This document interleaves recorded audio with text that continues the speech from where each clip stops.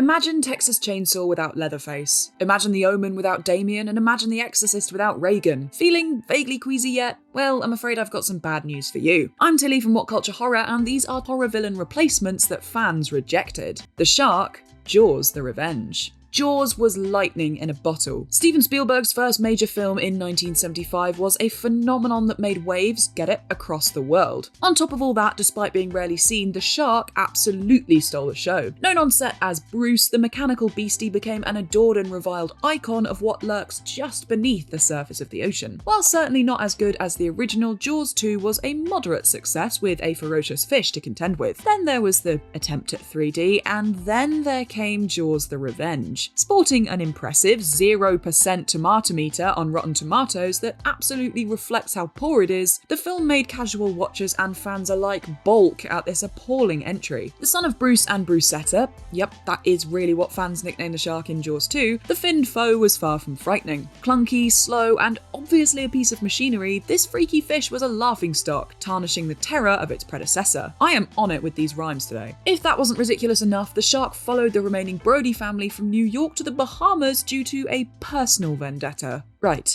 One scene in particular involving a banana boat makes the shark look more like a stiff slug than one of planet Earth's greatest predators. Playfully nibbling boats and that now infamous roar turned this once iconic villain into a very tiny fish. But at least it wasn't in 3D, hey? Ricky Caldwell, Silent Night, Deadly Night 2. Silent Night, Deadly Night is by no means a good movie, being a run-of-the-mill holiday slasher movie with very little originality. But at least it was a bit exciting by having controversial posters. However, its younger brother, quite literally in this case, is beyond terrible. Consisting mostly of flashbacks, the sequel is boring and saps any interest from the original cult classic. Well, almost. Ricky Caldwell is the Santa of Slaughter this time around, being the younger brother of the murderer in the original film. Played by Eric Freeman, the replacement was not so much hated, but was instead met with utter bewilderment. Freeman clearly put, his heart and soul into the nun-hating performance, but it came across as more comedic than terrifying. Where do we even begin with how iconic this character is? From the peculiar laugh, to spanking montages, umbrella murders, to saying the word naughty an uncomfortable amount of times, and of course, garbage day! Given how much work they did on making his facial expressions look as bizarre as possible, I'd like to give a special shout out to Freeman's eyebrows too. Ricky here would be placed higher on the list given how awful of a villain he is, even compared to his brother Billy, but the laughs he generates make up for the scares he lacks, sort of.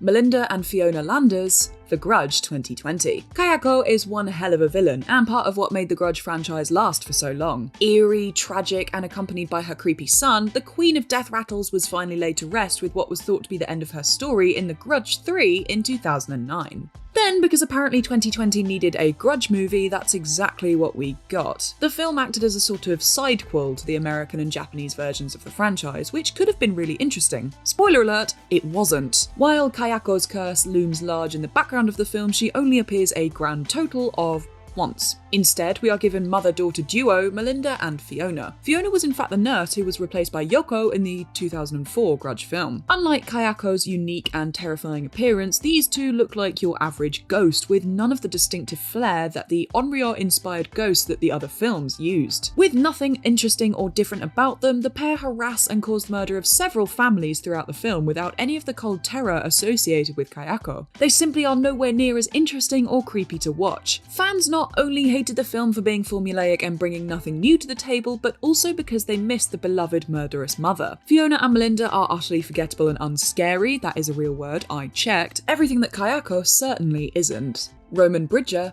Scream 3. Scream 3 is easily the weakest link in the Scream franchise. What began as a satirical, scathing, and witty commentary of the horror genre began to fall into the traps it had so brilliantly made fun of. The third of Sidney Prescott's bloody adventures is slow, dull, and lacks the bite of the first two. Perhaps worst of all, the iconic charisma and dare I say fun that's often associated with Ghostface is nowhere to be seen. Instead, we are given Roman Bridger, a two-dimensional, plain, and misogynistic villain with possibly the most contrived backstory one could imagine. revealed to be Sydney's half-brother, armed with a nonsensical voice-changing device, and going all Michael Bay on the cast of Stab 3. What really doesn't sit right with this character is that he blamed Sydney's mother Maureen, who was sexually assaulted multiple times when working in Hollywood, for rejecting him as her child and vowed to get revenge. Then he goes on to say he filmed all of Maureen's affairs and showed Billy Loomis the evidence of Maureen sleeping with his father, making Roman the big baddie behind the entire franchise. So essentially, hating Maureen for being raped and then ruining and ending her life as a result. Not even Carrie Fisher's masterful cameo, which again alluded to the mistreatment of women in Hollywood, could redeem a villain who was unpleasant for all the wrong reasons, and utterly devoid of any interest to boot.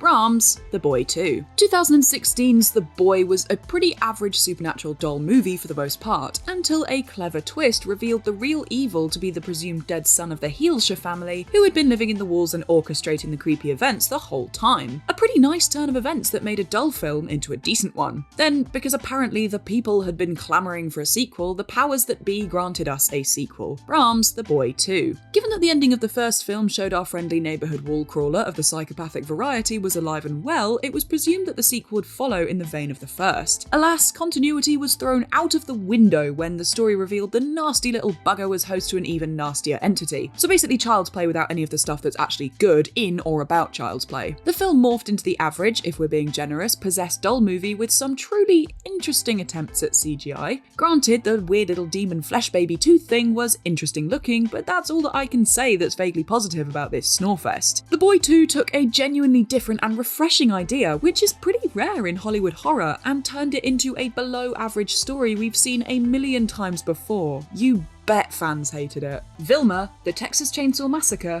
The Next Generation. Similarly with Ricky Caldwell earlier on this list, just because a character is entertaining to watch doesn't necessarily mean they're a good character. It's undeniable that Matthew McConaughey gave an unforgettable performance. Sadly, it was the wrong kind of unforgettable, and his agents didn't want it to be re-released in 1996 in fear of his acting reputation. Says a hell of a lot, doesn't it? Whilst not replacing Leatherface, he acts as the replacement for Drayton Sawyer of the previous Texas Chainsaw Massacre films, being the head of the newly named Slaughter family. Unlike Drayton, he exudes no menace, only mania and bizarre noises. Hell, even Hoyt from the Texas Chainsaw remakes in 2003 and 2006 is far more menacing than Vilma. It's a too outlandish and too over-the-top performance to be taken seriously. Not to mention he's also part of the bloody Illuminati to top it all off. All the Texas Chainsaw sequels escalate in ridiculousness, but this one absolutely takes the cake. Acting like the drunk uncle who only shows up to family dinners once a year to talk about conspiracies that he read on Facebook, Vilma is a sad caricature of everything that made the original Texas Chainsaw movie characters so frightening.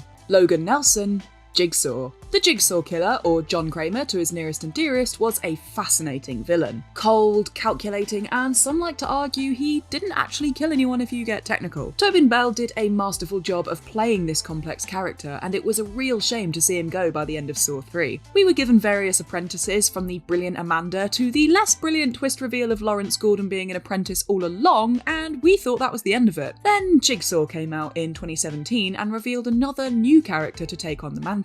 Why exactly did it have to be Logan, though? A character who we knew nothing about, other than his wife being murdered, and that we cared even less about. When he was revealed to not only be the new Jigsaw Killer, but Kramer's first ever apprentice, fans were less than impressed. The final nail in the coffin was the reveal that it was Nelson who helped Kramer build the legendary reverse bear trap. Surely that honour should be bestowed upon someone more worthy. For a series renowned for its clever twists as well as its gore, this was significantly subpar. He didn't even say game over, for goodness sake. Conal Cochran, Halloween 3, Season of the Witch. Michael Myers. Even if you aren't a horror fan, you're bound to have heard of him. A living legend of cinema, John Carpenter's truly terrifying creation catapulted the slasher subgenre to the dizzying heights it went on to ascend to. It's bonkers to think the franchise strayed away from Myers, but oh boy did it just. Carpenter had the idea of turning the Halloween series into an anthology, a different horror story each year based on the spooky holiday. In all honesty, I think that could have really worked. Blasphemous, I know, but Carpenter wanted his name removed from the credits, and if that ain't a bad sign,